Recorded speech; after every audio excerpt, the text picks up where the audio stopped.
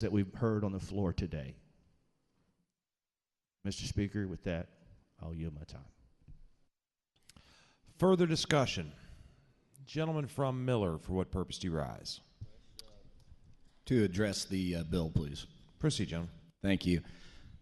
Mr. Speaker, when I showed up 4 or 5 years ago, I was fully prepared to fight the evil that was right to work.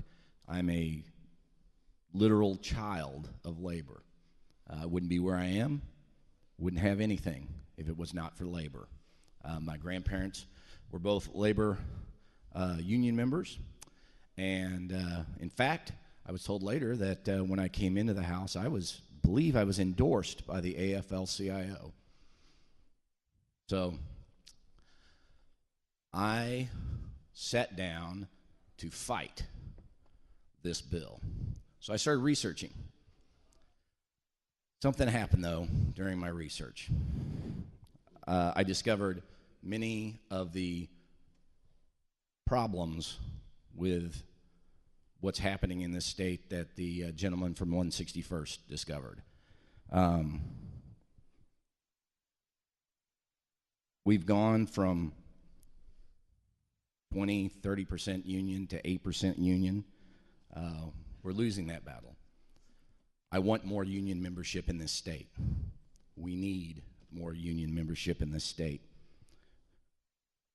We need large companies to come here again, and they're not. So I started asking. I went to a lot of industrial site locators, and I said, what is our main problem? What is wrong with Missouri? And over again, I heard, well, it's labor issues. Well, I finally got it down to, they said, no, it's the fact you don't have right to work. Okay. How does it affect us? How many do we completely miss out on because of right to work? It's 60 to 80% is what I was told. Over and over again, that's the area that we're at. They don't even look at us. So we're losing 40 to 20. I mean, we only get 40 or 20 look at us. Well, that's, 40 to 20. Okay, maybe that'll work. Out of that 40 and 20, half consider it very important. So honestly, we're looking at 80 to 90% we're not even in the ball game. We're not even there. So that was disheartening. So I thought, okay, well, that's not good. What about this going to kill unions? Well, again, I discovered the data that the gentleman from 161st found. The states that are gaining in union membership, or at least stemming the decline of union membership, are right-to-work states. Missouri, again, we've gone from 30, 20 down to 8. We're losing that battle. So then I thought, okay, well, surely you make less. And you know what? In some cases, that may actually be the case. But the problem comes when you dig further down in the numbers.